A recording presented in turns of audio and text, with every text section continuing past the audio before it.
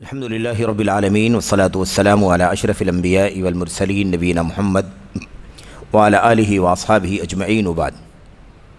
برادران اسلام، نوجوان ساتھیوں، عزیزوں، جدید مناہج کی حقیقت کے آج کے اس پروگرام میں انشاءاللہ تبارک و تعالی ہم اللہ کی فضل و کرم سے، اس کی توفیق سے سوال نمبر 50 پڑھنے جا رہے ہیں اور اس کا جواب صفحہ نمبر 278 پر سوال نمبر 50 ہے۔ یہاں یہ جو سوال ہے اور اس کے بعد کے ایک دو سوالات مزید، ان کا تعلق منہج سے تو ہے ہی، لیکن علم اور طلب علم سے متعلق سلف کا منہج کیا ہے، علم اور طلب علم سے متعلق، یعنی استاذ کیسا ہو، استاذ کسے بنایا جائے، اور ایسے ہی مبتدی طلباء کی کیا ذمہ داری ہے، انہیں کیا کرنا چاہیے، کس سے وابستہ ہونا چاہیے، اس حوالے سے سوالات ہیں اور ان کے جوابات ہیں۔ سوال نمبر 50 میں پوچھا جا رہا ہے، شاگرد اپنے استاذ کو کیسے نصیحت کرے؟ شاگرد اپنے استاذ کو کیسے نصیحت کرے؟ نصیحت استاذ کرتا ہے شاگرد کو، نہ کہ شاگرد کرتا ہے اپنے استاذ کو۔ اصل یہی ہے کہ استاذ شاگرد کو نصیحت کرے۔ جب شاگردان اور ایسے ہی اساتذہ اہل السنت والجماعت میں سے ہوں، اہل الحدیث ہوں، سلفی ہوں، منہج سلف پر چلنے والے ہوں، تو ایسی صورت میں یہ نوبت نہیں آتی ہے عام طور پر کہ شاگرد استاذ کو نصیحت کرے۔ تو اسی لیے شیخ صالح فوزان حافظہ اللہ اس کا جواب دیتے ہوئے کہتے ہیں، جواب اصل اس کے برعکس ہے۔ اصل کیا ہے؟ اس کے برعکس، یعنی اصل اس کا الٹا ہے۔ استاذ شاگرد کو نصیحت کرے گا، نہ کہ شاگرد استاذ کو۔ اس کے بعد کہتے ہیں، یعنی استاذ شاگرد کو نصیحت کرے کیونکہ استاذ معاملات کو زیادہ جاننے والا اور واقف کار ہے۔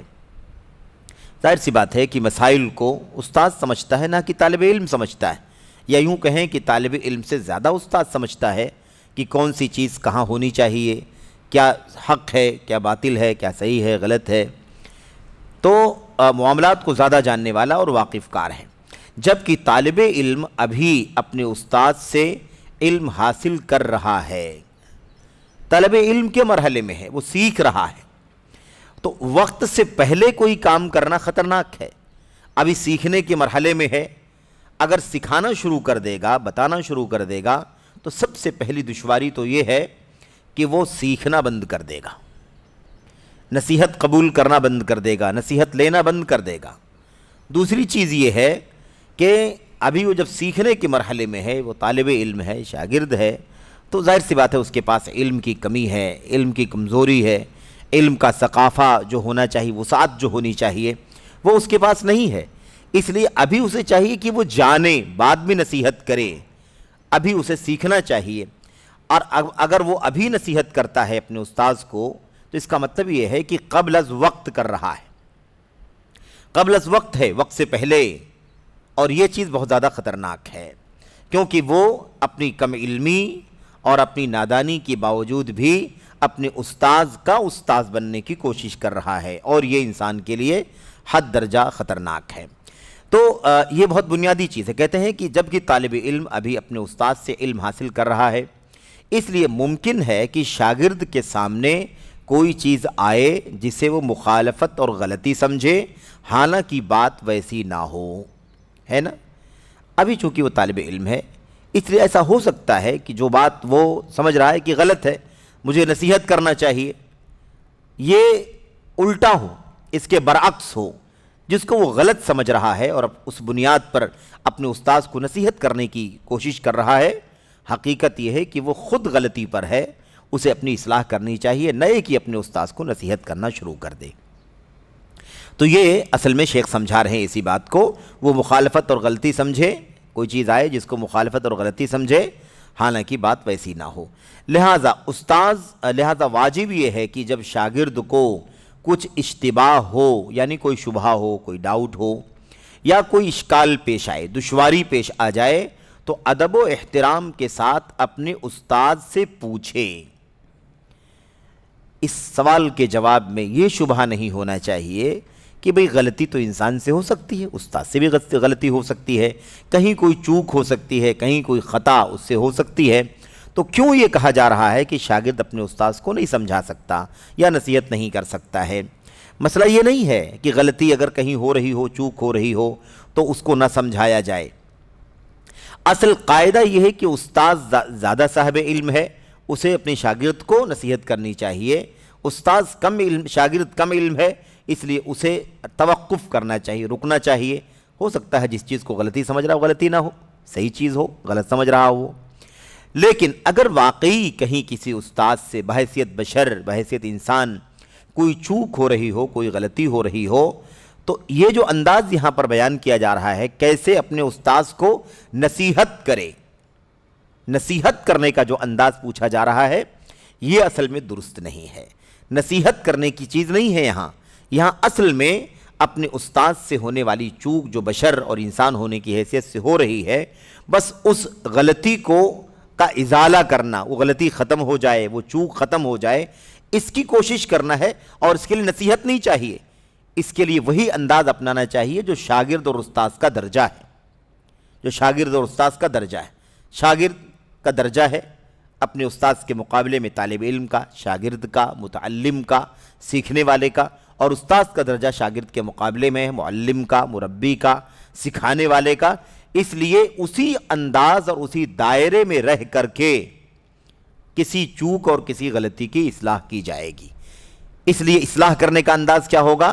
نصیحت کرنا نہیں ہوگا، بلکہ سوال کرنا ہوگا۔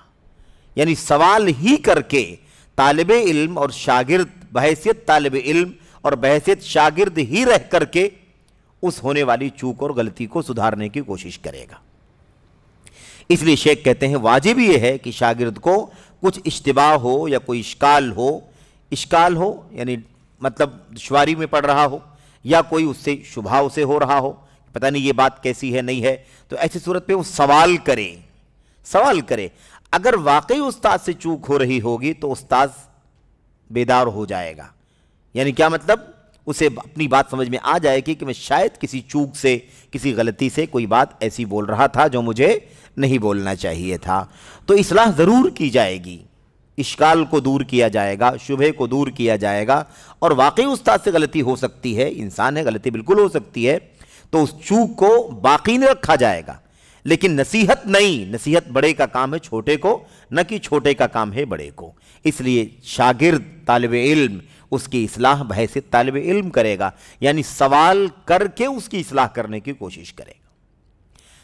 اچھا، یہاں پر حاشیہ لگا رکھا ہے شیخ نے، اس حاشیے کو بھی ہم پڑھیں گے، ہے نا۔ اس سے پہلے آگے بات مکمل کر لیں۔ کہتے ہیں ہاں اگر شیخ گمراہ یا منہج سلف کا مخالف ہو تو اس کی شاگردی اختیار کرنا جائز نہیں۔ یہ اصول اور ضابطہ ہے، یعنی گویا استاذی اور شاگردی دونوں کیسی ہونی چاہیے؟ ستھری۔ منہج سلف پر چلنے والا استاذ ہو اور اسی منہج سلف کا طالب علم ہے، اسے چاہیے کہ اپنے استاد سے علم حاصل کرے وہ، لیکن کسی منہج کے مخالف سے، کسی فاسد منہج استاد سے علم حاصل کرنا جائز نہیں ہے۔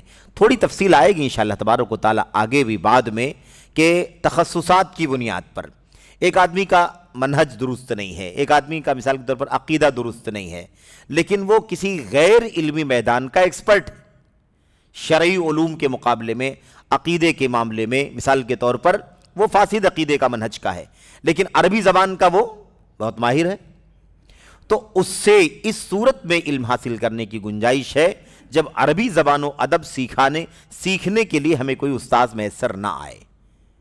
احتیاط ہر صورت میں مطلوب ہے۔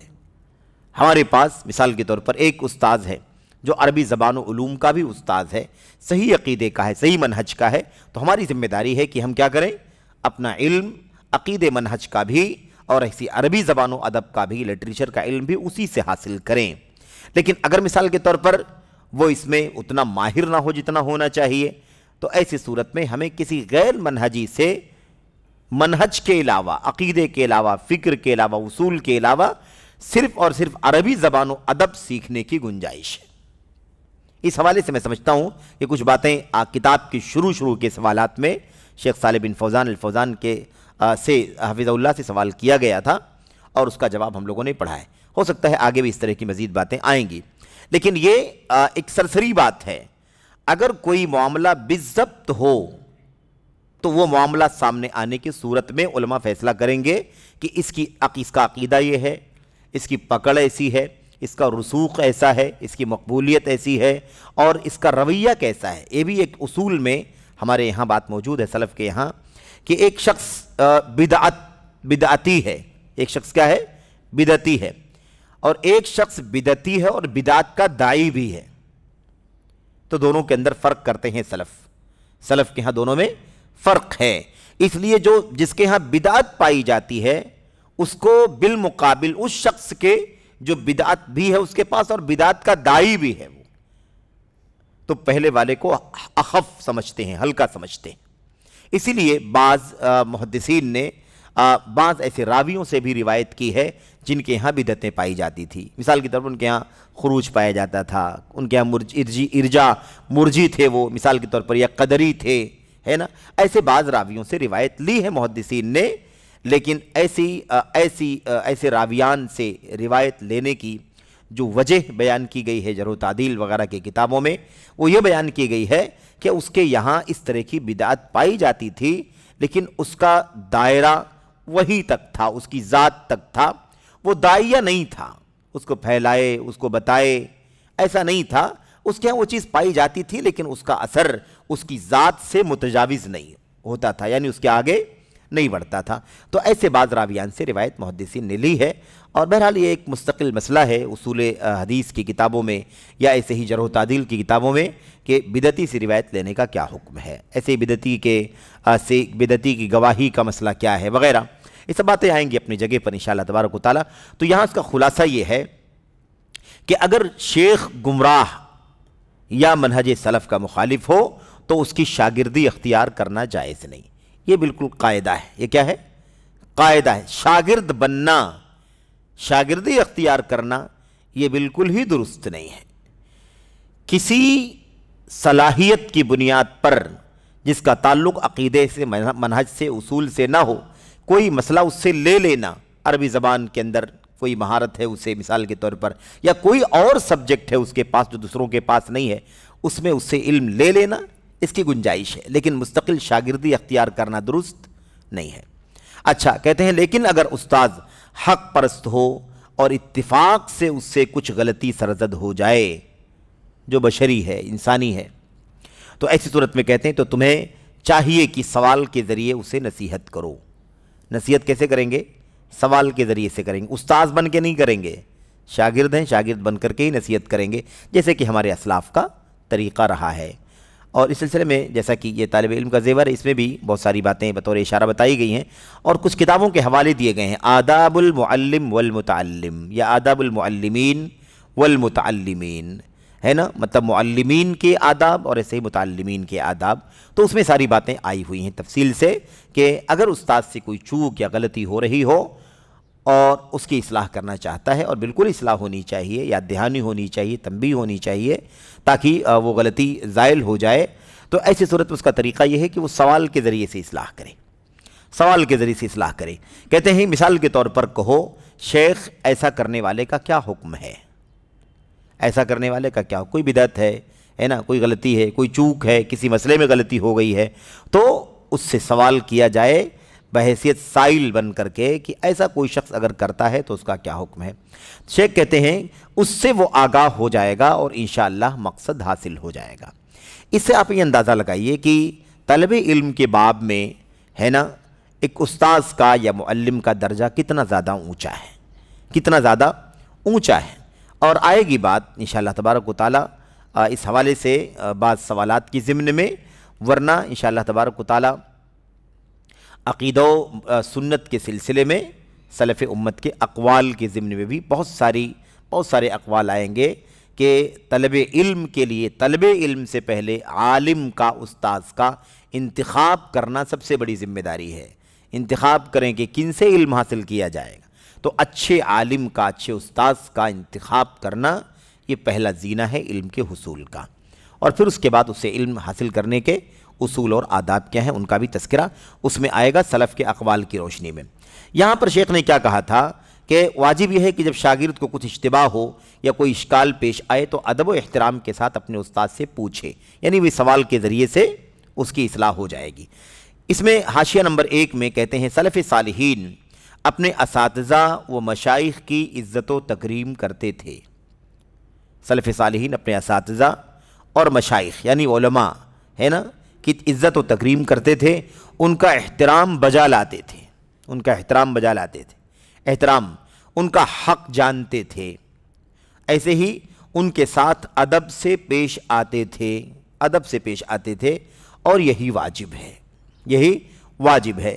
امام ابن عبد البر رحمہ اللہ نے جامع بیان العلم و فضلہ، یہ علم اور علم کی فضیلت کے باب میں واقعی بہت ہی عظیم الشان کتاب ہے، جامع بیان العلم و فضلہ۔ صرف اور صرف اس میں استادی شاگردی نہیں بیان کی گئی ہے، یا علم کی فضیلت یوں نہیں کہ اس کا اجر کیا ہے، ثواب کیا ہے، طالب علم کے لیے جنت کے راستے کھلتے ہیں اور وغیرہ، مطلب مثال کے طور پر فرشتے مغفرت کی دعا کرتے ہیں اور سمندر کی مچھلیاں دعا کرتی ہیں، جو احادیث کے اندر فضیلت آئی ہوئی ہے۔ ان سب چیزوں کے علاوہ علم کے حوالے سے بڑی عظیم الشان باتیں ہیں کہ علم ہے کیا۔ علم تقلید کا نام نہیں ہے، تقلید کو دنیا میں کوئی بھی عالم علم نہیں کہتا ہے، سلف سے خلف تک آج کے دور کی بات نہیں کہتے۔ جب تقلید ہے نا، تقلید کو لوگوں نے مستقل طور پر اپنے لیے خاص کر لیا ہے، طے کر لیا ہے اور تقلید کی راہ پر چلتے ہیں، یہ الگ مسئلہ ہے، یعنی اس کی بات ہم نہیں کرتے، لیکن اپنے اسلاف کو ہم دیکھتے ہیں تو کبھی بھی تقلید کو علم نہیں کہا گیا اور مقلد کو کبھی عالم نہیں کہا گیا۔ تو علم کی علم اور ایسے ہی فضل علم، علم کی فضیلت کے بیان کے سلسلے میں علامہ یا امام ابن عبد البر اندلسی قرطبی مغربی رحمۃ اللہ علیہ کی جو کتاب ہے بڑی عظیم الشان ہے، اس میں یہ باتیں خاص طور پر بیان کی گئی ہیں، اس کے سارے پہلوؤں پر بہت اچھی روشنی ڈالی گئی ہے، اور کتاب سلف کے آثار سے بھری ہوئی ہے، سند کے ساتھ سلف کے آثار نقل کیے گئے۔ تو امام ابن عبد البر رحمہ اللہ جامع بیان العلم و فضلہ میں علی ابن ابی طالب رضی اللہ تعالیٰ عنہ سے روایت کرتے ہیں کہ انہوں نے فرمایا، گویا کہ یہ حضرت علی بن ابی طالب رضی اللہ تعالیٰ عنہ کا اثر ہے، یہ ان کے اقوال ہیں، ان کی باتیں ہیں۔ کہتے ہیں من حق العالم علیک، آپ کے اوپر عالم کا حق، آپ کے اوپر عالم کا حق، یعنی کیا مطلب؟ استاذ کا حق، صاحب علم کا حق، جس سے ہم علم حاصل کرتے ہیں، اس کا حق کیا ہے؟ اذا اتیتہ ان تسلم علیہ خاصہ وعلی القوم عامہ۔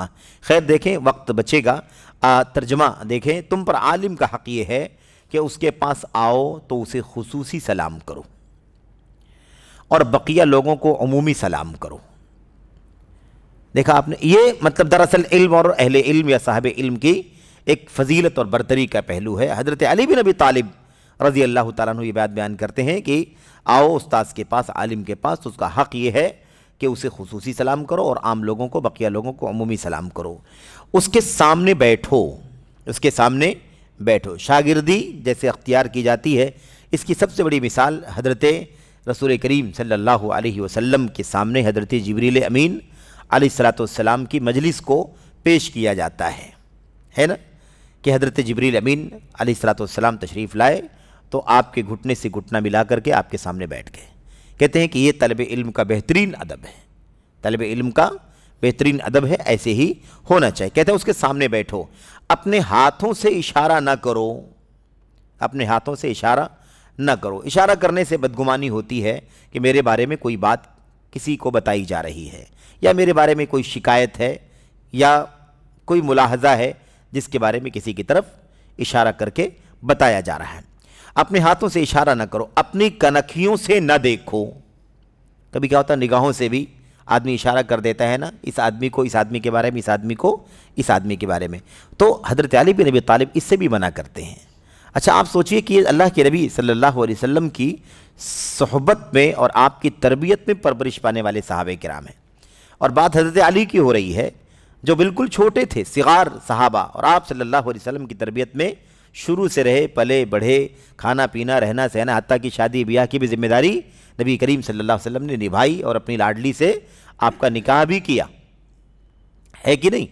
حضرت علی بن ابی طالب رضی اللہ تعالیٰ عنہ نے کیا دیکھا تھا استاذی اور شاگردی کے معاملے میں یہ نصیحت کرنے لگے؟ یہ دراصل ان اصحاب علم اور صحابہ کرام کی کہہ لیجئے کہ فراست ہے، ان کی دور نگاہی ہے، اور یہ چیزیں ایسی ہیں جو حقیقت میں آج تک ہم اس سے نصیحت حاصل کر رہے ہیں اور قیامت تک اس سے نصیحت حاصل کی جاتی رہے گی۔ تو کہتے ہیں کہ کیا کرے، اپنی کنکھیوں سے نہ دیکھو، یہ نہ کہو کہ فلاں نے آپ کے قول کے خلاف بات کہی ہے۔ یہ بھی ادب کے خلاف ہے، یہ بھی کیا ہے؟ ادب کے خلاف ہے۔ اب ان لوگوں کے بارے میں آپ کیا بات کریں گے جو سوشل میڈیا پر پورا محاذ قائم کیے رہتے ہیں اہل علم کے خلاف، اہل علم کے خلاف۔ اب یہ بھی نہ سمجھیں کہ یہ اگر سامنے بیٹھ کر کے علم حاصل نہیں کیا ہے اور ہمیں دور سے علم حاصل کیا ہے، یا آج میڈیا کے وسائل سے علم حاصل کیا ہے، ہم کسی کی کتاب پڑھتے ہیں یا مثال کے طور پر کسی کے علم سے فائدہ اٹھاتے ہیں، کسی کا محاضرہ یا کسی کے سوالات جوابات کا سیشن یا اس کے فتاوے ہم سن کر کے علم حاصل کرتے ہیں، تو ظاہر ہے کہ وہ ہمارا عالم ہے، ہمارا عالم ہے۔ ہم نے دور سے دور سے ہم نے شاگردی اختیار کی ہے، مباشر شاگرد نہیں ہے، مباشر یعنی آمنے سامنے بیٹھ کے ہم نے شاگردی نہیں حاصل کی ہے، لیکن دور سے ہم نے شاگردی حاصل کی ہے۔ اگر اس سے کوئی چوک ہو جائے، کوئی غلطی ہو جائے، تو کیا اس کے خلاف میڈیا پر محاذ قائم کر دیں گے؟ اس کی ساری خدمات کو، اس کے سارے علوم کو، یا ایسے اس کی ساری قربانیوں کو ہم خاک میں ملا دیں گے، ملیا میٹ کر دیں گے؟ یہ ساری چیزیں ادب علم اور اہل علم کے خلاف ہیں۔ کہتے ہیں آپ کے قول کے خلاف آپ یہ نہ کہیں، یہ نہ کہو کہ فلاں نے آپ کے قول کے خلاف بات کہی ہے، اس کا کپڑا نہ پکڑو، اس سے سوال میں الحاح و اصرار نہ کرو۔ کپڑا نہ پکڑو یعنی کیا مطلب؟ کبھی سوال پوچھنے کے لیے آدمی اصرار کرتا ہے اور کپڑے پکڑ کر کے روکتا ہے اپنے استاذ کو۔ شیخ حضرت علی بن ابی طالب رضی اللہ تعالیٰ عنہ کا یہ قول جسے امام ابن عبد البر نے نقل کیا ہے، اس میں دیکھیے کہ اس کا کپڑا نہ پکڑو یعنی اصرار نہ کرو، اگر وہ اس وقت جواب نہیں دینا چاہتا تو چھوڑ دو، کسی اور وقت پوچھ لینا، کسی اور وقت اسے کسی مسئلے کا استفسار کرنا ہے تو کر لینا، اس سے سوال میں الحاح و اصرار نہ کرو، کیونکہ اس کی حیثیت تازہ کھجور جیسی ہے جس سے کچھ نہ کچھ تم پر گرتا ہی رہے گا۔ یہ اردو میں اتنا زیادہ مطلب کہہ لیجئے کہ تعبیر نہیں میٹھی ہو سکتی ہے جتنا عربی زبان میں ہوتی ہے۔ عربی میں کیا کہا ہے؟ فَإِنَّهُ بِمَنزِلَةِ النَّخْلَةِ الْمُرْطِبَةِ لَا يَزَالُ يَسْقُطُ عَلَيْكَ مِنْهَا شَيْءٌ، بالکل تازہ کھجور لگا ہوا ہے کھجور کے اس پیڑ میں، اور اس کے نیچے آپ بیٹھے ہوئے ہیں، تو چند لمحوں کے بعد، چند سیکنڈوں کے بعد، چند منٹوں کے بعد بالکل رسیلا تازہ کھجور اس سے گرے گا اور آپ اس سے فائدہ اٹھائیں گے۔ اس طرح کی تعبیر کرنا چاہتے ہیں اہل علم اور سلف کے۔ حضرت علی بن ابی طالب رضی اللہ تعالیٰ عنہ کے قول کا حاصل یہی ہے کہ اس کی حیثیت ایسی ہے کہ آپ کو تو اس سے علم ملتا ہی رہے گا، پھر ملے گا، اگلی مجلس میں ملے گا، اگلی ملاقات میں ملے گا، وقتاً فوقتاً ملتا ہی رہے گا، تو الحاح کیوں کرنا، اصرار کیوں کرنا، کیوں اس کے کپڑے پکڑ کر کے روکنا کہ نہیں بتا کر کے جائیے؟ یہ چیز ہے نا، اس کے اندر بڑی عبرت ہے۔ اور اسی سے یہ مسئلہ بھی مستنبت ہوتا ہے کہ جیسے یہ چیز فزیکلی غیر مناسب ہے، ایسے ہی سوشل میڈیا کے ذریعے سے بھی غیر مناسب ہے۔ بعض لوگ مسلسل اصرار کرتے ہیں، کوئی سوال کہیں سے اٹھا کر کے کاپی پیسٹ کر کے لوگ بھیج دیتے ہیں، اس کے بعد کہتے ہیں اس کا جواب دیجئے، 10 منٹ جواب اگر نہیں دیا گیا تو پھر نیچے سوالیہ نشان لگاتے ہیں، کیا بات ہے جواب نہیں دیا آپ نے؟ اگر نہیں جواب دیا گا تیسری بار کہتے ہیں میں آپ سے سوال کر رہا ہوں، آپ جواب ہی نہیں دے رہے، چوتھی بار کہے گا عجیب آپ علماء ہیں، آپ لوگوں سے رابطہ کرتے ہیں، آپ لوگ جواب ہی نہیں دیتے۔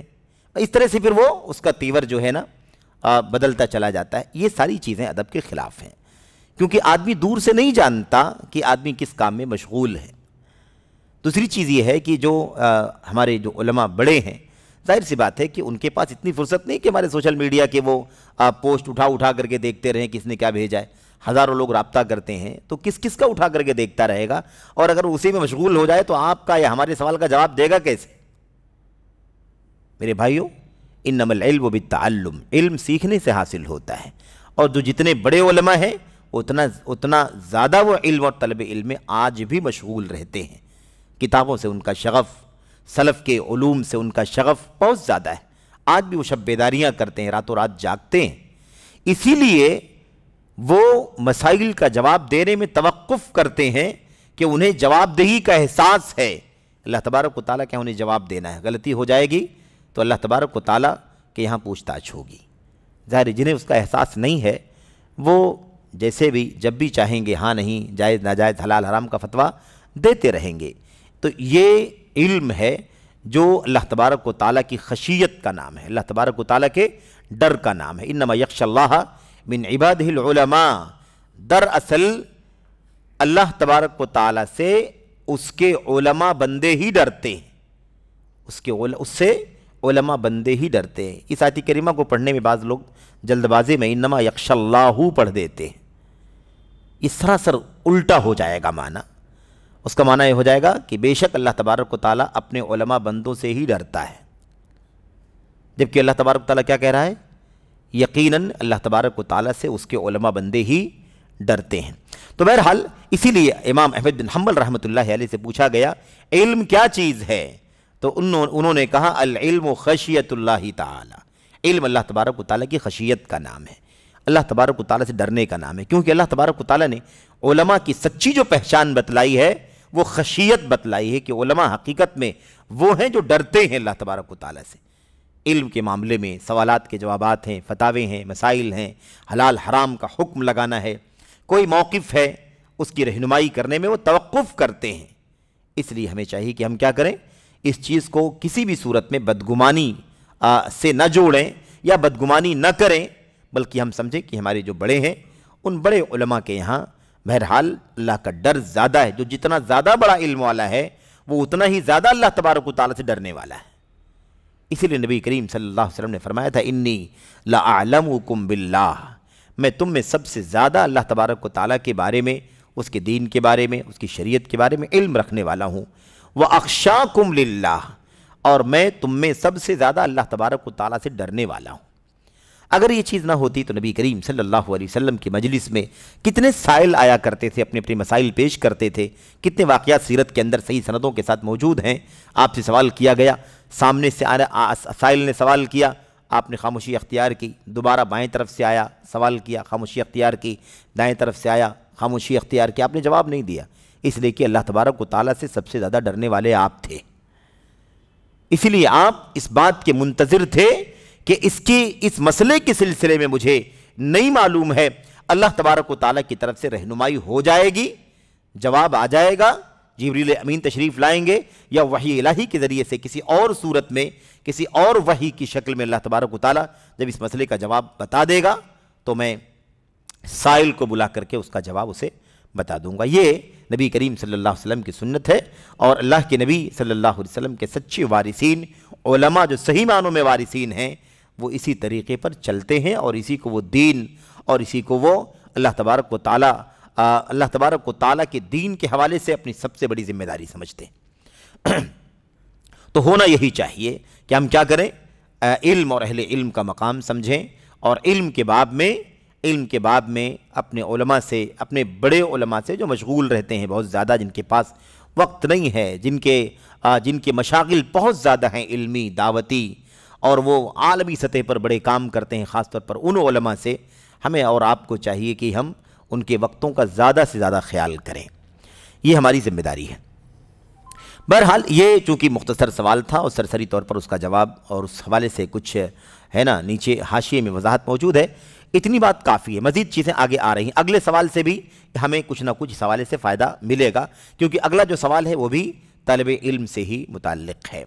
یہاں پر یہ جو اگلا سوال ہے، سوال نمبر 51، اس میں شیخ سے پوچھا جا رہا ہے آپ سے درخواست ہے کہ مبتدی طلبہ کو کچھ نصیحت فرمائیں۔ مبتدی طلبہ یعنی کیا مطلب؟ ابھی نئے ہیں، آغاز میں ہیں، ابھی بالکل شروعات میں ہیں، ہے نا، چھوٹی کلاس والے جس کو ہم کہتے ہیں، چھوٹی کلاس والے ابھی آغاز میں ہیں بالکل، ایسے مبتدی طلبہ کو کچھ نصیحت فرمائیں۔ مبتدی طلبہ کو جواب میں کہتے ہیں مبتدی طلبہ کو میری نصیحت یہ ہے کہ ان علماء کی شاگردی اختیار کریں جو اپنے عقیدہ، علم اور خیر خواہی میں معتبر اور قابل اعتماد ہوں۔ یہ 3-4 الفاظ کافی ہیں پہچان کے لیے کہ کن علماء سے علم حاصل کرنا چاہیے۔ मुब्तदी तलबा को, इब्तिदाई तलबा को किन से इल्म हासिल करना चाहिए, शागिर्दी किसकी अख्तियार करनी चाहिए। तो एक बात की रहनुमाई शेख ने ये कर दी कि जो मुब्तदी है ना, वो किसे अपना उस्ताद बनाए, किसकी शागिर्दी अख्तियार करे। शेख ने कहा कि अकीदे में मोतबर हों। नंबर एक, उनका अकीदा दुरुस्त होना चाहिए, उनका अकीदा दुरुस्त होना चाहिए। और अकीदा सही मानों में अगर अकीदा दुरुस्त है तो मनहज कभी फासिद नहीं होगा, मनहज कभी फासिद नहीं होगा। और मनहज में अगर मनहज में फसाद पाया जाएगा तो कभी अकीदा दुरुस्त नहीं मिल सकेगा। ये बहुत बुनियादी चीज़ है, क्योंकि अकीदा ये बिल्कुल असास है अल्लाह तबारक व तआला के दीन की, और इसी से हमें सारी चीज़ों की रहनुमाई मिल जाएगी। अगर हमारा अकीदा ये है कि पूरी इंसानियत में, पूरी कायनात में अल्लाह की तौहीद के अकीदे के बाद सिर्फ़ और सिर्फ हमारे और आपके आखिरी नबी मुहम्मदुर रसूलुल्लाह सल्लल्लाहु अलैहि वसल्लम हैं, जिनकी हमें बिला कंडीशन इत्तिबा करनी ज़रूरी है, बिला किसी शर्त के मुतलक तौर पर इत्तिबा करनी ज़रूरी है, ये हमारा अकीदा बन जाए, है ना। और फिर इसी के साथ साथ हम ये लाजिमी तौर पर समझेंगे कि जो कुछ नबी करीम सल्लल्लाहु अलैहि वसल्लम के कौल से, आपके फ़ेल से, आपकी तकरीर से, या आपकी पूरी सीरत से, आपकी सुलह से, आपकी जंग से, आपकी खलवत से, जलवत से, सफ़र से, हज़र से, जो कुछ भी दीन उम्मत को मिला है उसको हासिल करने वाले सबसे पहले आपके साथी हैं। अगर इस पीढ़ी को निकाल दिया जाए तो दीन आगे कैसे बढ़ेगा? दीन को आगे बढ़ाने वाले कौन लोग हैं? उस कुरान को जो उतरा, सुना गया, किसने सुना? उस सुन्नत को जिसे नबी करीम सल्लल्लाहु अलैहि वसल्लम से देख कर लिया गया, सुन कर लिया गया, तकरीर के ज़रिए से, फैसलों के ज़रिए से लिया गया, वो लेने वाले कौन थे? अगर उन्हीं को हम निकाल दें, उन्हीं को गैर मोतबर समझें, या उनकी ज़रूरत ना हम समझें, या उनकी समझ को हम गैर मोतबर समझें, या उनकी समझ के मुताबिक समझना ज़रूरी ना समझें, तो ऐसी सूरत में दीन जो है वो मनमानी हो जाएगा।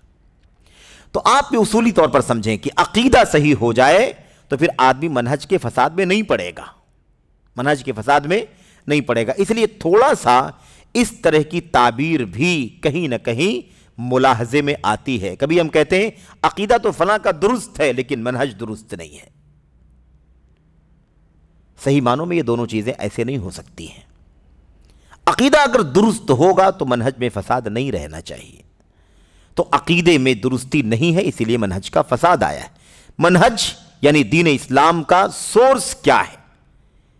दीन इस्लाम का सोर्स क्या है? क्या मर्जा है? दीन कहां से लिया जाए? अकीदा हो, इबादत हो, मामलात हो, सियासत हो, जो भी हो, हलाल हो, हराम हो, निकाह तलाक हो, कारोबार हो, उसे लिया कहां से जाएगा? नबी करीम सल्लल्लाहु अलैहि वसल्लम से ही लिया जाएगा। नबी करीम सल्लल्लाहु अलैहि वसल्लम से हम लेना चाहते हैं, लेने के लिए हमें अल्लाह के नबी के सहाबा ही को सुनना देखना पड़ेगा कि उन्होंने ही कुरान करीम को और नबी की सुन्नत को सबसे पहले देखा, सबसे पहले सुना।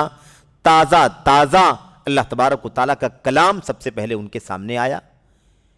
तो ये अकीदा उसूली बात है कि अगर हम ये बात समझते हैं कि दीन का सोर्स नबी करीम सल्लल्लाहु अलैहि वसल्लम है तो मनहज का फसाद नहीं आना चाहिए। बहरहाल ये एक इशारा, सिर्फ मकसद ये था कि कभी कभी इस तरह की ताबीरात में बारीकियां भी होती हैं कि हम कहें कि अकीदा तो सही है लेकिन मनहज सही नहीं। ये एक सरसरी बात है। अगर आप गहराई से देखेंगे तो जहां मनहज का फसाद है वो इस बात की दलील है कि अकीदे में भी फसाद है। अच्छा, उसके बाद क्या कहते हैं? इल्म के अंदर भी क्या होना चाहिए? मोतबर होना चाहिए। अकीदे में मोतबर हो, इल्म में मोतबर हो। इल्म का एतबार जाहिर सी बात है। अब यही मसला है कि इल्म मोतबर है या नहीं है, इसका फैसला हम कैसे करेंगे?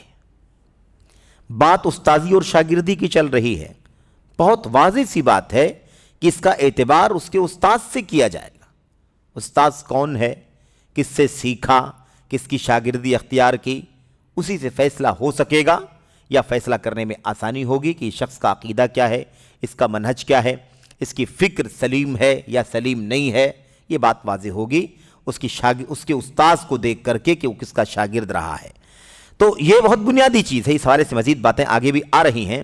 کہتے ہیں کہ اور خیر خواہی بہت اہم مسئلہ ہے۔ الدین النصیحہ ثلاثاً، الدین النصیحہ، الدین النصیحہ، الدین النصیحہ، دین خیر خواہی کا نام ہے، دین خیر خواہی کا نام ہے۔ قلنا لمن یا رسول اللہ، تمیم داری کہتے ہیں رضی اللہ تعالیٰ عنہ، ہم نے کہا اللہ کے رسول کس کے لیے خیر خواہی؟ تو کیا فرمایا؟ للہ ولی کتابہ ولی رسولہ ولی ائمۃ المسلمین وعامتہم، سب کے لیے خیر خواہی۔ اس میں کیا ہے؟ مسلمانوں کے ائمہ کے لیے، مسلمانوں کے پیشواؤں کے لیے، مسلمانوں کے ذمہ داروں کے لیے، اور عام مسلمانوں کے لیے بھی خیر خواہی۔ خیر خواہی بھلائی چاہنا، نصح کے معنی کیا ہوتے ہیں؟ بھلائی چاہنا، اچھا چاہنا، اچھا ہو جائے، بھلا ہو جائے، فائدہ آپ کو حاصل ہو، نقصان نہیں چاہنا بلکہ فائدہ چاہنا، یہ ہے خیر خواہی، بھلائی چاہنا۔ تو اب آپ دیکھیں کہ ائمۃ المسلمین جو کہا اللہ کے نبی صلی اللہ علیہ وسلم نے، یہ بالکل وہی ہے جو قرآن کریم میں وَأُولِي الْأَمْرِ مِنْكُمْ کہا گیا ہے۔ وَأُولِي الْأَمْرِ مِنْكُمْ، اس سے مراد العلماء والامراء، امراء اور علماء، مسلمانوں کے نظام اور سسٹم کو دیکھنے والے قائدین، اور مسلمانوں کے کو علمی اور دینی رہنمائی کرنے والے قائدین، یہ پیشوا ہیں دونوں، جو نظام اور نظام زندگی اور ایسی اقتدار اور سیاست ہے نا، یہ دیکھنے والے جو لوگ ہیں یہ بھی ولی امر ہیں، اور ان سے پہلے امت کے علماء جو ان کو بھی رہنمائی کرنے والے ہیں کہ انہیں نظام حکومت کیسے چلانا چاہیے، یہ ولی امر ہے، بلکہ ولی امر سے بھی زیادہ اونچا درجہ ہے ان کا، یا مقدم ہے یوں آپ کہہ سکتے ہیں درجے کے اعتبار سے۔ اور یہی بات اللہ کے نبی صلی اللہ علیہ وسلم کی حدیث کے اندر ولی ائمۃ المسلمین وعامتہم، اللہ کے نبی صلی اللہ علیہ وسلم نے فرمایا مسلمانوں کے اماموں کے لیے، مسلمانوں کے پیشواؤں کے لیے، یہ پیشوا، یہ ذمہ داران، یہ قائدین اور یہ نگران کون ہیں؟ امت کے علماء ہیں، اور امت کے وہ لوگ ہیں جو اسلامی نظام کی باغ ڈور اپنے ہاتھ میں رکھتے ہیں، یا سیاست اور نظام زندگی کو چلاتے ہیں، نظام مملکت کو چلاتے ہیں، یہ دونوں لوگ ہیں، اور عام مسلمانوں کے لیے خیر خواہی۔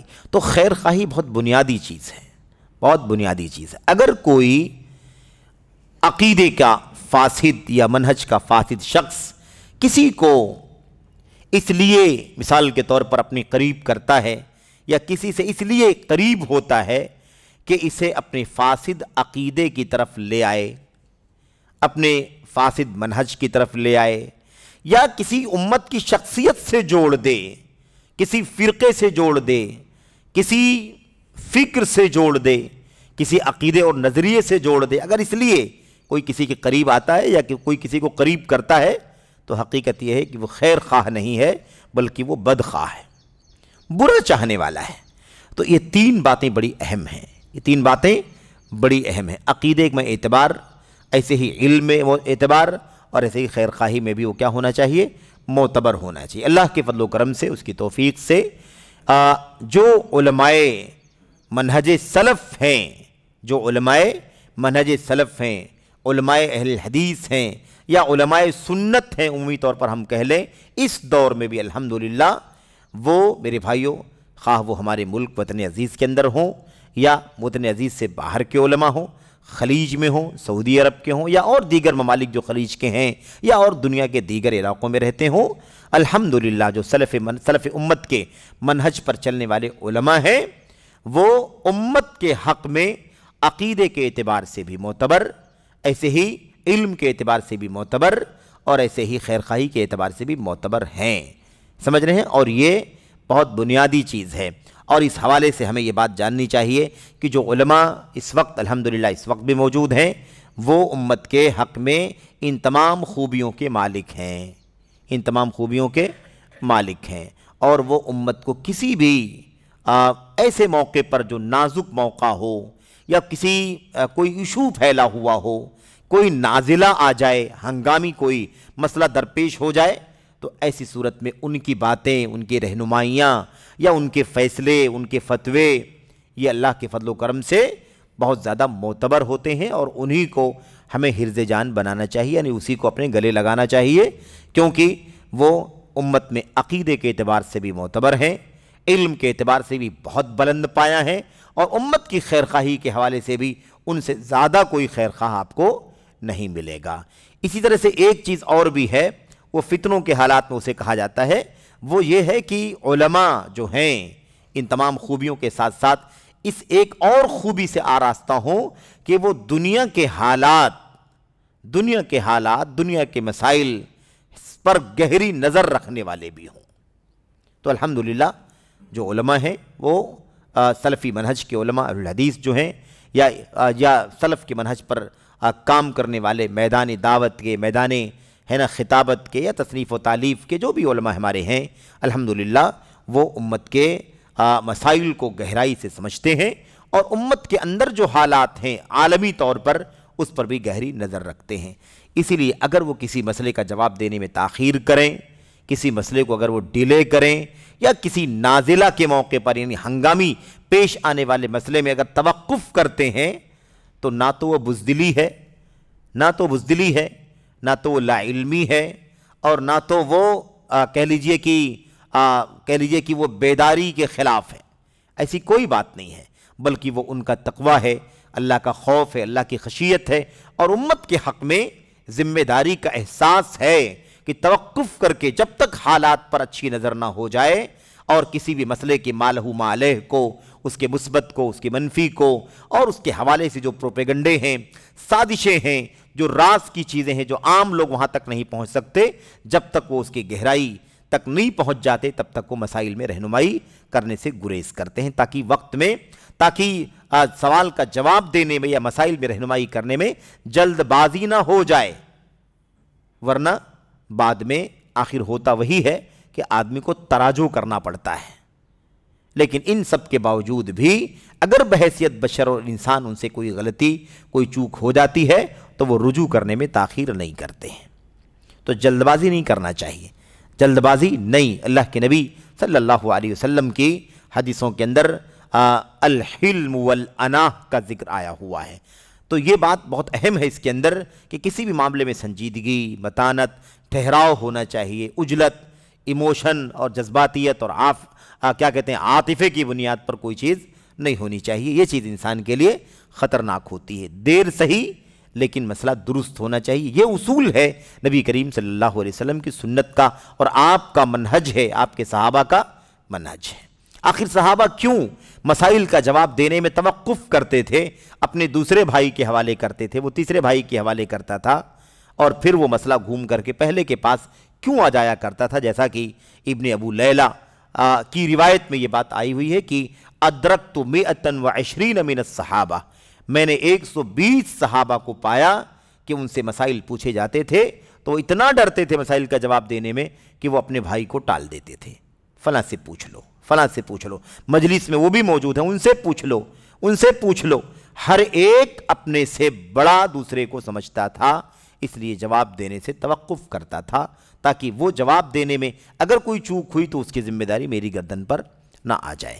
بہرحال تو یہ تین جو الفاظ ہیں نا بہت زیادہ اہم ہیں۔ اس کے بعد کہتے ہیں کہ اس میں معتبر ہوں اور قابل اعتبار ہوں، قابل اعتماد ہوں۔ اب یہ ایک بہت بڑا مسئلہ ہے کہ قابل اعتماد ہونے کا فیصلہ ہم کیسے کریں گے؟ قابل اعتماد ہونے کا فیصلہ ہم کیسے کریں گے؟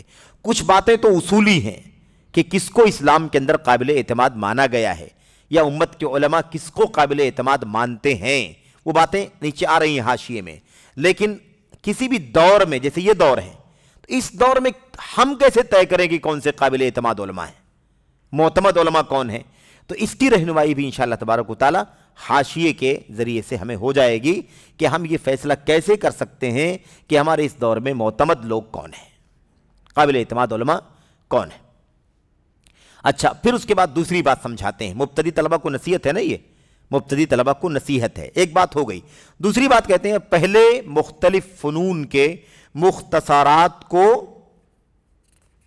اور یہ سوال کا جواب لمبا ہے، اس کے بعد اگلی جو بات ہے وہ صفحہ نمبر 283 پر ہے، صفحہ نمبر 283 پر کہتے ہیں کہ پہلے کیا کرے، پہلے کیا کرنا چاہیے اس کو؟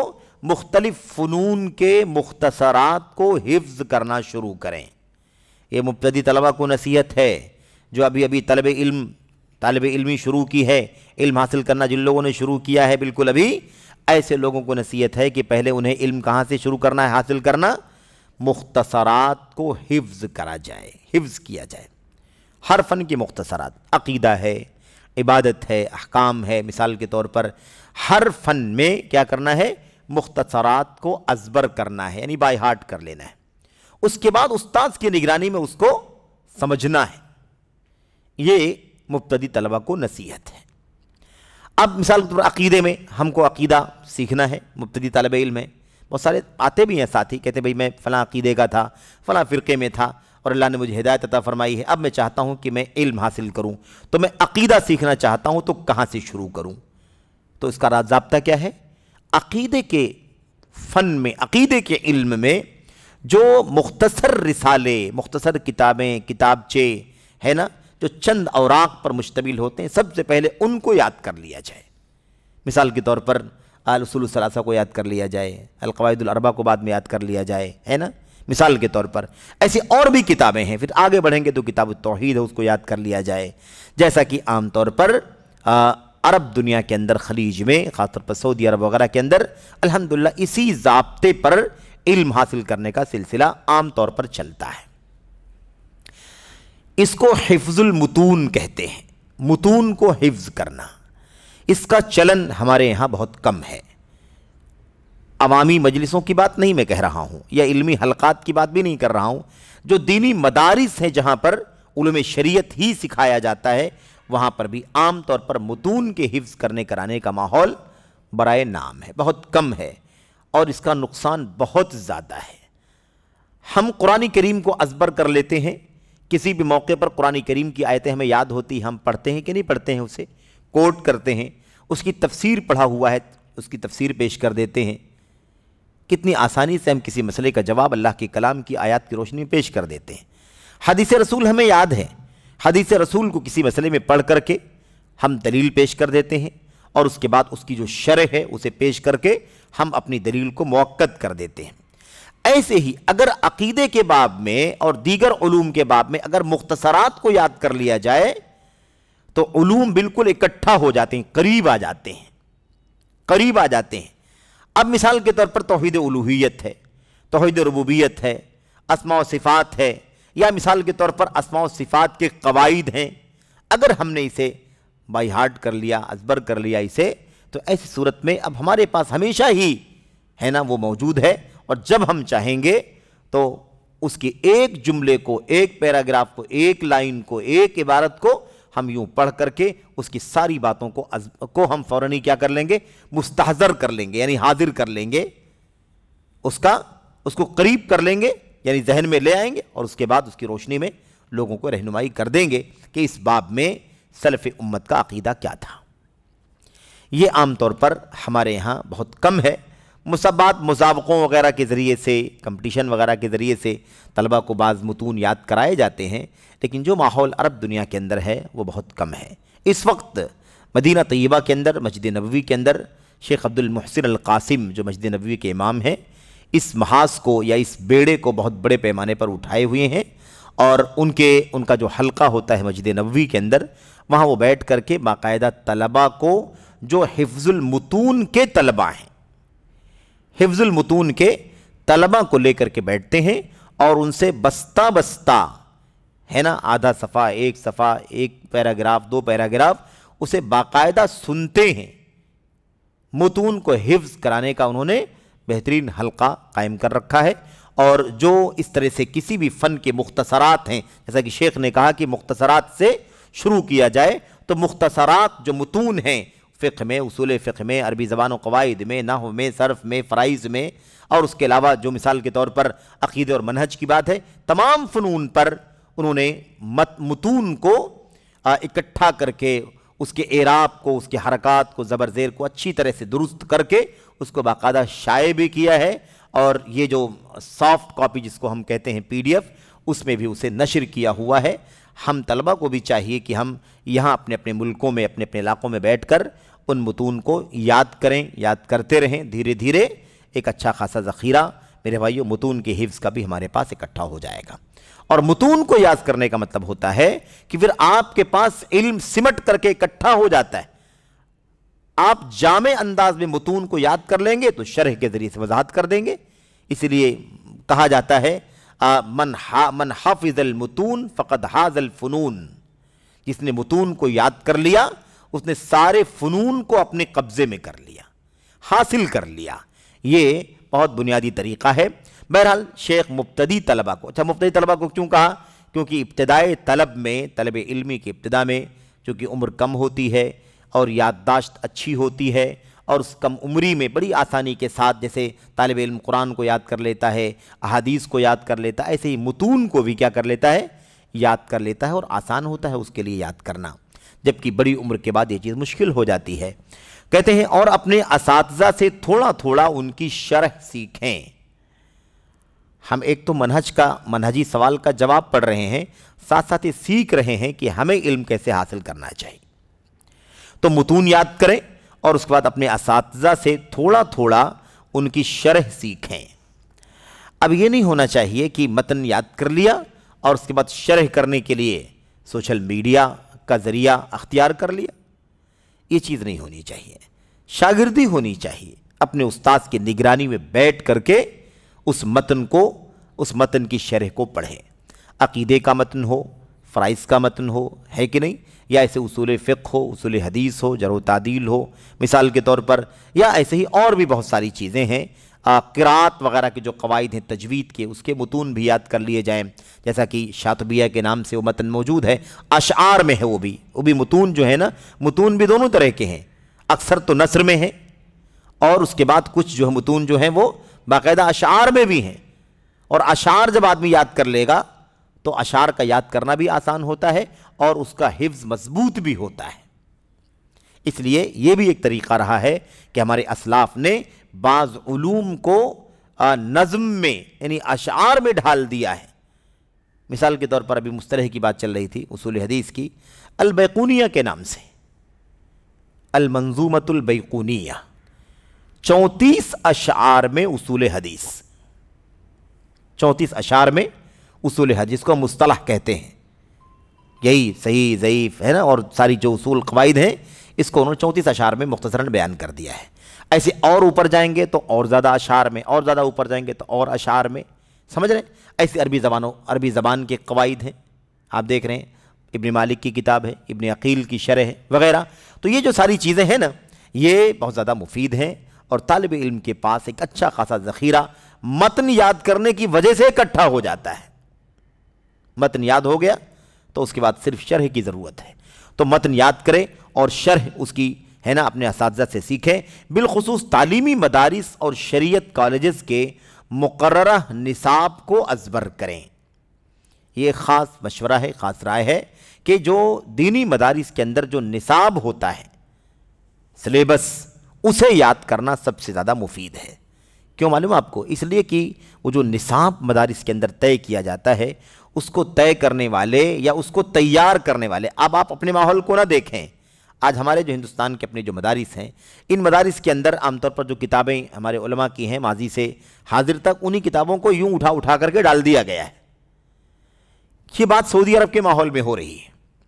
وہاں انہوں نے کیا کیا ہے؟ یہ صرف عقیدہ ہے، تو عقیدہ پہلی کلاس، دوسری، تیسری، چوتھی، پانچویں ہے نا، اور آگے جائیں گے، پھر اس کے بعد مثال کے طور پر متوسطہ ختم ہو جائے گا، ابتدائیہ ختم ہو جائے، ابتدائیہ کے بعد متوسطہ، متوسطہ کے بعد پھر ثانویہ، ثانویہ کے بعد پھر کلیہ، کلیہ کے بعد پھر ایم اے اور پی ایچ ڈی وغیرہ کی ڈگری بھی دی جاتی ہے۔ تو یہ جو شروع والی جو کلاسیں ہیں نا، شروع والی کلاسیں متوسطہ کی، اس سے پہلے ابتدائیہ کی، خاص طور پر ثانویہ کی، ان کلاسوں کے لیے عقیدے کے موضوع پر مثال کے طور پر باقاعدہ کلاس وائز نصاب ایک بہت بڑی کمیٹی نے، بہت بڑی ٹیم نے تیار کیا ہوا ہے۔ تو اگر اس کو یاد کر لیا جائے تو اس سے زیادہ مفید ہمارے لیے کچھ بھی نہیں ہو سکتا، کیونکہ وہ بستہ ایک دم شروع والی کلاس کے لیے اتنا متن ہے، اگلے والی مرحلے میں اس سے کچھ زیادہ، اس کے بعد اس سے کچھ زیادہ، اور زیادہ کے علاوہ جو موضوعات اور جو اس کے سبجیکٹ ہیں، یعنی جو اس کے اجزاء ہیں، اس کو پورے طور پر ان سالوں میں کور کر لیا جاتا ہے۔ تو اگر ان کو یاد کر لیا جائے تو یہ بہت بڑا کام ہو جائے گا۔ طلبہ کے لیے زیادہ آسان ہے کہ اپنی اپنی کلاسوں کے متون کو یاد کرتے جائیں، اگلی کلاس میں جائیں تو ان متون کو یاد کریں، اس کے اوپر کی کلاس میں جائیں تو اس کو یاد کر لیں، ایسے یاد کرتے جائیں تو یہ مسئلہ کیا ہوگا، بڑی آسانی سے حل ہو جائے گا۔ کیونکہ ان مدارس میں تدرج کے ساتھ طے کردہ نصاب میں طالب علم کے لیے بڑا خیر ہے۔ تدرج یعنی وہی بستہ بستہ ہے نا، ہر اگلی کلاس میں اس کے اوپر کا نصاب، اس کے اوپر والی کلاس میں اس سے زیادہ، یعنی سہل تر، اس کے بعد سہل، سہل کے بعد معمولی مشکل، اس کے بعد اور زیادہ مشکل، کلاس وائز اس کو مرتب کیا گیا ہے۔ تو اس کو یاد کرنے سے طالب علم کو بہت اچھا یاد کرنے میں بہت زیادہ خیر ہے، کہتے ہیں طالب علم کے لیے۔ کہتے ہیں اور اگر طالب علم ان نظامی مدارس میں علم حاصل نہ کر رہا ہو، یہ جو بات چل رہی تھی یہ مدارس نظامیہ کی بات چل رہی تھی، جہاں کلاس وائز باقاعدہ تعلیم ہوتی ہے اور مرحلہ وائز بھی، یعنی بالکل روضۃ الاطفال ہے جس کو ہم نرسری وغیرہ کہتے ہیں، پھر اس کا ابتدائیہ ہے، ابتدائیہ کے بعد متوسطہ ہے، متوسطہ کے بعد ثانویہ ہے، تو کلاس وائز اسی کو نظامی تعلیم کہا جاتا ہے۔ اگر نظامی تعلیم حاصل کر رہا ہو مدرسے کے اندر تو یہ بات جو آپ کے سامنے کی گئی یہ ہے۔ لیکن اگر مثال کے طور پر کوئی طالب علم مدرسوں میں علم حاصل نہیں کر رہا ہے، مدرسوں میں علم حاصل نہیں کر رہا بلکہ کیا کر رہا ہے، مسجدوں کے اندر بیٹھ رہا ہے، علماء کے علمی حلقات منعقد ہوتے ہیں ان میں حاضر ہوتا ہے، تفسیر کا ہے، حدیث کا ہے، عقیدے کا ہے، فقہ کا ہے، مثال کے طور پر ہے کہ نہیں، عربی زبان کا ہے، فرائض کا ہے، ایسے ہی اصول حدیث کا ہے، اصول فقہ کا ہے، اصول تفسیر کا ہے۔ یہ جو حلقات بنے ہوتے ہیں، الگ الگ علماء کے حلقات ہیں، الگ الگ فنون وہ پڑھاتے ہیں۔ اگر کوئی شخص وہاں علم حاصل کرنا چاہتا ہے تو وہ کیا کرے؟ ایک مبتدی طالب علم ہے جو نظامی تعلیم میں نہیں بلکہ ایسے حلقے میں علم حاصل کرنا چاہتا ہے، تو اس کے بارے میں شیخ کہتے ہیں کہ اسے چاہیے کہ مساجد میں منعقد ہونے والے مشائخ کے دروس میں پابندی سے بیٹھے۔ دیکھ رہے ہیں نا، پابندی سے بیٹھے۔ اچھا، خواہ فقہ کے درس میں یا نحو کے درس میں یا عقیدے وغیرہ کے درس میں، یعنی الگ الگ حلقات ہوتے ہیں، تو ان میں سے کسی بھی درس میں بیٹھے، لیکن اسے چاہیے کہ وہ کیا کرے، علماء کے حلقات کو لازم پکڑ لے، علماء کے حلقات کو لازم پکڑے، ان کے ساتھ بیٹھ کر کے علم حاصل کرے۔ تو کلاس وائز تو مدرسوں میں نظامی انداز میں، لیکن اگر نظامی انداز میں کوئی بچہ نہیں ہے، کوئی طالب علم نہیں ہے، وہ اس علمی حلقات میں پڑھنا چاہتا ہے تو علمی حلقات سے اسے جڑنا چاہیے، کیونکہ اس کے علاوہ اور کوئی راستہ نہیں ہے، اس کے علاوہ اور کوئی راستہ نہیں ہے۔ شیخ نے یہ رہنمائی نہیں کی ہے، یہاں پر یہ بات کوئی نہیں کہی ہے کہ وہ آن لائن مثال کے طور پر کسی سے بھی وابستہ ہو جائے۔ جو ترکیز کی جا رہی ہے وہ کس چیز پر کی جا رہی ہے کہ شاگردی اختیار کرے، متون کو یاد کرے، شاگردی اختیار کر کے اس کی شرح سیکھے اور یا پھر علمی حلقات میں بیٹھ کر کے علم حاصل کرے۔ تو یہ مبتدیوں کی بات ہے نا، اس لیے وہ بات نہیں کہی گئی یہاں پر کہ آپ آج تو آن لائن دروس ہوتے ہیں، علماء کے ہوتے ہیں، مشائخ کے ہوتے ہیں، آپ ان سے بھی وابستہ ہو سکتے ہیں، ان کو بھی سن سکتے ہیں۔ یہ بات مبتدی طلبہ کے لیے نہیں کہی گئی۔ اس زمانے میں وسائل اتنا نہیں تھے، لیکن پھر بھی کیا کہتے ہیں، آڈیو دروس کا سلسلہ اس وقت بھی چلتا تھا، الحمدللہ کیسٹیں باقاعدہ ملتی تھی۔ یہ نہیں کہا گیا کہ آپ بس ایسے کر لیں اور سنیں، کیونکہ مبتدیوں کا یہ کام نہیں ہے۔ مبتدی صرف سنتا جائے، ہے نا، اس کی اصلاح کرنے والا کوئی سامنے نہ ہو، اور جو سن رہا ہے اس کو کتنا سمجھ رہا ہے یہ بتانے والا کوئی نہ ہو، تو یہ اس کے لیے پہلے مرحلے میں بڑا خطرناک مسئلہ ہے۔ اسے گمراہ ہو جانے کا، بھٹک جانے کا، بہک جانے کا اندیشہ ہے۔ اس لیے یہ راستہ شیخ صالح فوزان نے اسے نہیں دکھایا۔ آگے دیکھیے، باقاعدہ اس طرح کی جو چیزیں ہو سکتی ہیں اس کا رد بھی کیا ہے مبتدی طلبہ کے لیے۔ کہتے ہیں کہ اور اگر کہتے رہا مسئلہ آج کل کے بعض نوجوانوں کے رویے کا، بعض نوجوانوں کے رویے کا مسئلہ کہ بڑی کتابوں سے شروع کرتے ہیں، بڑی کتابوں سے شروع کرتے ہیں، چھوٹی کتابوں سے نہیں، بڑی کتابوں سے۔ وہ علم حاصل کرنے کے لیے اپنی عمر دیکھتا ہے، جبکہ اسے اپنی علمی حیثیت دیکھنی چاہیے۔ میں کسی بھی عمر کا ہوں، لیکن جو علم یا جو فن میرے پاس نہیں ہے، مجھے سیکھنے کے لیے اسے آغاز سے ہی سیکھنا پڑے گا۔ تو مجھے یہ دیکھنا چاہیے، مجھے یہ نہیں دیکھنا چاہیے کہ میں اس عمر کا ہوں تو میں کیسے آغاز سے شروع کر سکتا ہوں۔ یہ مسئلہ بڑا خطرناک ہے۔ اور پھر ہوتا یہ ہے کہ جب آدمی جڑوں کو نہیں جانتا ہے تو پھر بہکنے کا اندیشہ اس کے بارے میں زیادہ ہوتا ہے۔ اچھا دیکھیے کیا کہتے ہیں، رہا مسئلہ آج کے بعد نوجوانوں کے رویے کا کہ بڑی کتابوں سے شروع کرتے ہیں یا ان میں سے کوئی نوجوان کچھ کتابیں خرید کر لاتا ہے اور اپنے گھر میں بیٹھ کر انہیں پڑھتا اور ان کا مطالعہ کرتا ہے، تو یہ درست نہیں ہے۔ یہ باتیں آج کی نہیں ہیں، شیخ صالح فوزان نے 30-32 سال 35 سال پہلے یہ باتیں کہی ہیں۔ اندازہ لگائیے کہ نگاہیں ہمارے علماء کی کتنی دور تک ہیں، کتنی دور تک ہیں، دور نگاہیں ان کی کتنی زیادہ ہے۔ آج شیخ صالح فوزان حفظہ اللہ کی یہ باتیں آج ہمارے سامنے آ رہی ہیں تو کتنی قیمتی ہیں۔ ہم دیکھ رہے ہیں کہ جو عام طور پر انحراف، گمراہی یا ایسے ہی پھسل جانے کا، بہک جانے کا مسئلہ ہے، یا بہت سارے بدعت اور اہل بدعت والوں، اہل بدعت کے ان نوجوانوں کے اچک لینے کا مسئلہ ہے، انہیں پھانس لینے کا مسئلہ ہے۔ آپ دیکھیے اس کی روک تھام کا یہی ذریعہ ہے کہ کیا کرے، وہ آغاز سے علم حاصل کرے، بنیادی کتابوں کو بائی ہارٹ کرے، اس کی شرح سیکھے اپنے اساتذہ سے، شاگردی اختیار کر کے، تو وہ نہیں بہکے گا انشاءاللہ تبارک و تعالی۔ اور یہ بات پہلے بتا دی گئی کہ استاد آپ کا کون ہوگا، کس عالم کا انتخاب کریں گے، مشائخ کون ہوں گے، عقیدے میں، ایمان میں معتبر ہوں، علم میں معتبر ہوں، خیرخواہی میں معتبر ہوں، اور ایسے ہی معتمد ہوں، قابل اعتماد علماء سے علم حاصل کیا جائے۔ یہ بات شیخ نے بیان کی ہے۔ اب یہ دو مسئلے شیخ نے یہاں پر ذکر کیا ہے۔ ایک تو یہ کہا ہے کہ بڑی کتابوں سے شروع کرنا یہ بھی خطرناک ہے۔ بڑی کتابوں سے شروع کرنا کیا ہے؟ خطرناک ہے۔ جب تک کہ ان کو چھوٹی چیزوں کی معلومات، ایسی بنیادوں کی معلومات نہ ہو تو بڑی سے شروع کرنا خطرناک ہے۔ اور صرف کتابیں خرید کر کے لے آنا، خود پڑھ کے سمجھ لینا، بغیر گھر میں بیٹھ کر کے اس کا مطالعہ کرنا اور یہ سمجھنا کہ میں علم حاصل کر رہا ہوں، یہ کیا ہے؟ یہ درست نہیں ہے، یہ درست نہیں ہے۔ اسے علم حاصل کرنا نہیں کہتے بلکہ یہ دھوکہ ہے۔ بڑی صراحت کے ساتھ شیخ صالح فوزان کہتے ہیں کہ اسے علم حاصل کرنا کہتے ہی نہیں، یہ دھوکہ ہے کہ آدمی اس کو کیا سمجھے؟ طلب علم سمجھے۔ طلب علم سمجھنا کیا ہے؟ یہ دھوکہ ہے۔ کہتے ہیں اور اسی چیز نے کچھ لوگوں کو اس حد تک، اب اس کے نقصانات بتا رہے ہیں، شاگردی نہیں اختیار کی، کتابیں خرید کر کے لایا، خود ہی اسٹڈی کر لیا، پڑھ لیا، تو خود ہی شاگرد، خود ہی استاذ بن گیا، اپنی جہالت کے دور کرنے کے لیے اپنی جہالت کے استاذ کو لگا دیا، تو نتیجہ جہالت ہی کی شکل میں نکلے گا، ہے کہ نہیں؟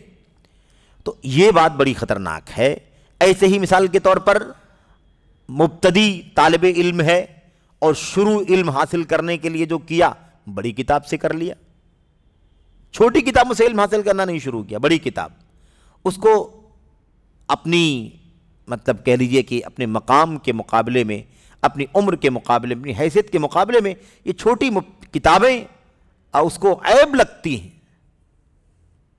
یہ اس کو احساس ہوتا ہے کہ میں کیا ہے پمفلٹ یا یہ پتلی پتلی کتابیں، ان کو کیا پڑھیں گے، ابھی تو سب بچوں کا کام ہے۔ یہ نہیں سمجھتا ہے کہ وہ اس علم میں وہ بھی بچہ ہی ہے۔ جو جس علم کا، میرے بھائیوں، جس علم سے واقف نہیں ہے وہ اس علم میں بچہ ہی ہے، مبتدی ہی ہے، کوئی بھی ہو سکتا ہے۔ جس کو جس چیز کا علم نہیں ہے وہ اس میں کیا ہے؟ اس میں مبتدی ہے۔ وہ عمر سے کیا مطلب ہے بتائیے؟ تو یہ بہت بنیادی چیز ہے۔ ایک شخص اگر 50 سال کی عمر میں اسلام قبول کرے تو اس کو کیا سکھائیں گے؟ صحیح بخاری سکھائیں گے؟ فتح الباری لائیں گے؟ کیا سکھائیں گے بھائی اسے؟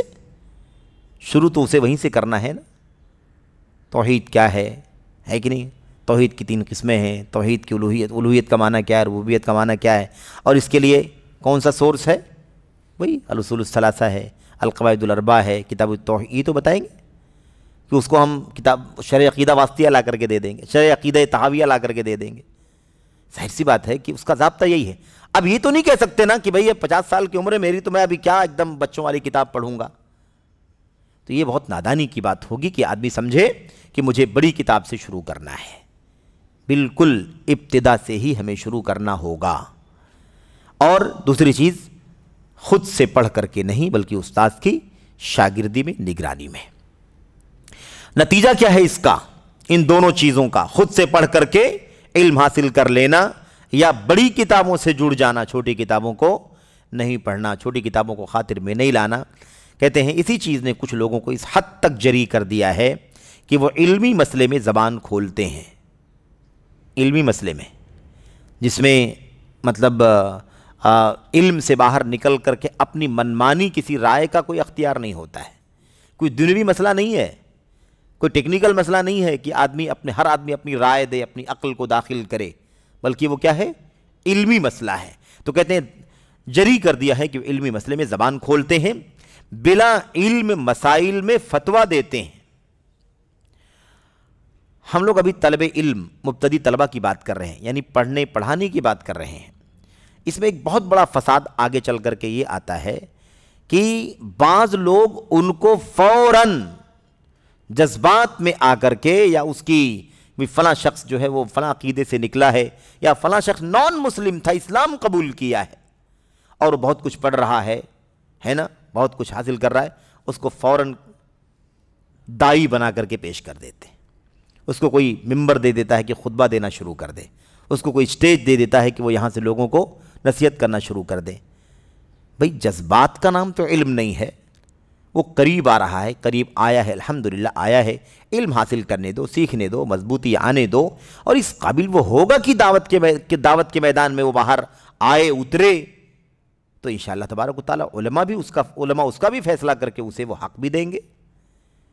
لیکن یہ کتنی خطرناک بات ہے کہ ایک آدمی ابھی تھوڑی سی اصلاح ہوئی اور اس کو ممبر دے دیا، اس کو اسٹیج دے دیا۔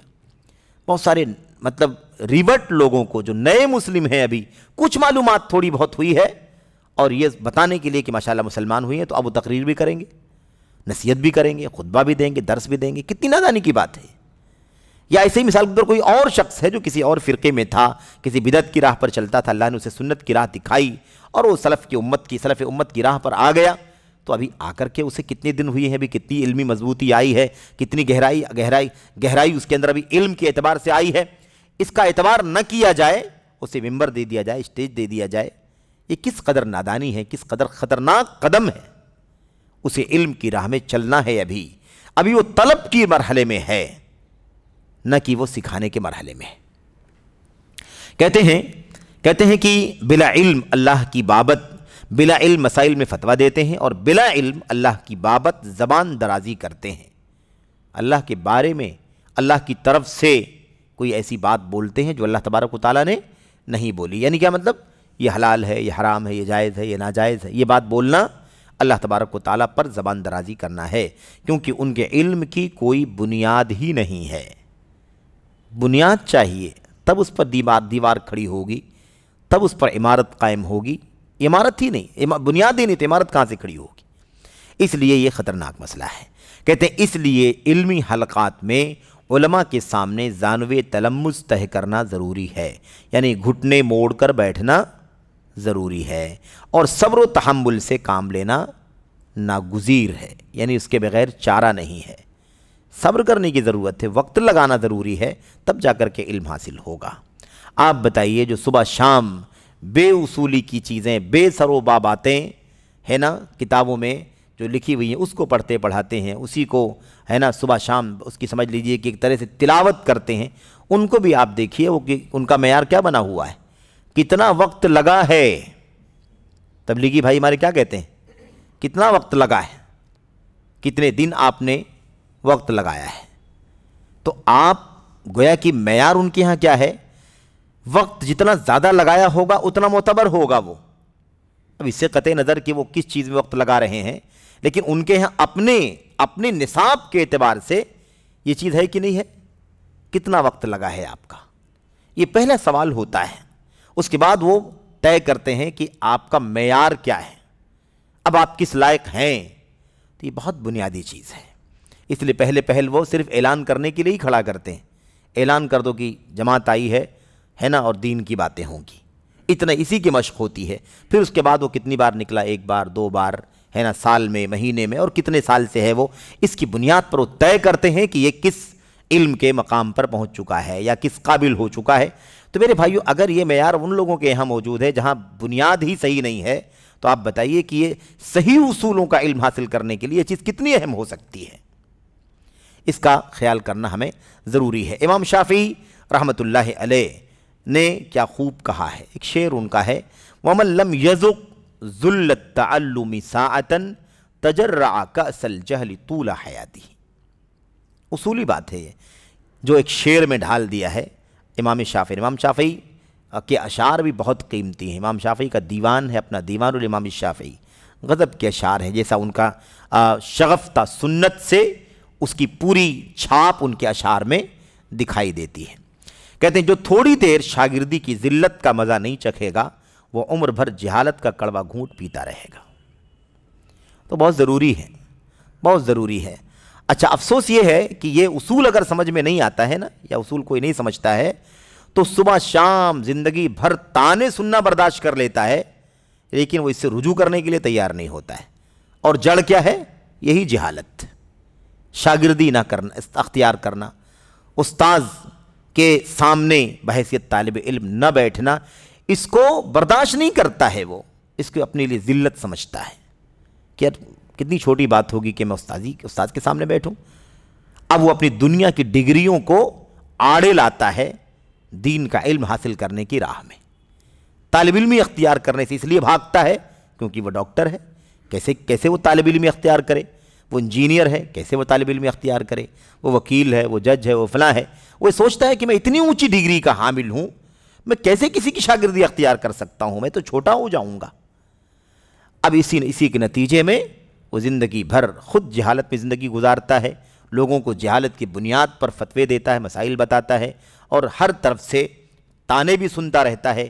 لیکن وہ جو طالب علمی اور شاگردی کی ہے نا جو ذلت ہے، یعنی کیا مطلب؟ چھوٹا بن کر کے بیٹھنا، اسے برداشت نہ کرنے کی وجہ سے، اس کے لیے صبر و تحمل نہ کرنے کی وجہ سے وہ زندگی بھر کیا ہوتا ہے؟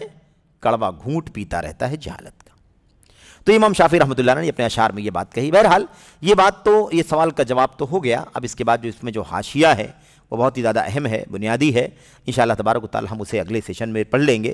اللہ سے دعا کرتے ہیں کہ اللہ تبارک و تعالی ہمیں جو اصول اور جو نصیحتیں کتاب و سنت کے دائرے میں شیخ صالح فوزان نے ہمیں دی ہیں، خاص طور پر مبتدی طلبہ کو، اللہ تبارک و تعالی ان نصیحتوں کو ہمیں سمجھنے کی توفیق عطا فرمائے. مبتدی طلبہ سے مراد ہرگز کوئی یہ نہ سمجھے کہ اس سے مراد چھوٹی عمر کا بچہ ہے. عمر چھوٹی ہو یا عمر بڑی ہو، وہ علم میں اسٹارٹ میں آیا ہے یا درمیان میں پہنچ چکا ہے یا منتہی ہو چکا ہے، اس کا اعتبار ہے. کسی بھی عمر میں ہو، لیکن اگر یہ علم دین اور علم شریعت، علم عقیدہ، علم منہج اس کے لیے نیا ہے، یا اس میدان میں اس طلبے اس علم کے حصول میں اگر وہ مبتدی ہے تو اسے مبتدی ہی مانا جائے گا، گرچہ کہ وہ عمر میں زیادہ کیوں نہ ہو. اسی لیے الحمدللہ علم کے حاصل کرنے کی کوئی عمر نہیں ہے، کوئی عمر نہیں ہے علم حاصل کرنے کی. اللہ تبارک و تعالیٰ جب جس کو توفیق دے تب وہ علم حاصل کرے. وہ 50 سال، 60 سال، 70 سال، 80 سال کی عمر میں بھی ہو سکتا ہے، اور اس میں ہرگز کوئی عیب کی بات نہیں ہے. شاگردی اختیار کرنا یہ عیب نہیں ہے. علم اور اہل علم کی قیمت اتنی اونچی ہے کہ شاگردی اختیار کرنا سعادت کی بات ہے یہ. تو اللہ سے دعا ہے کہ اللہ تبارک و تعالی ہمیں اور آپ کو اس کی توفیق عطا فرمائے. آمین رب العالمین. وصلی اللہ وسلم وبارک علی نبینا محمد وعلی آلہ وصحبہ اجمعین. السلام علیکم ورحمۃ اللہ وبرکاتہ.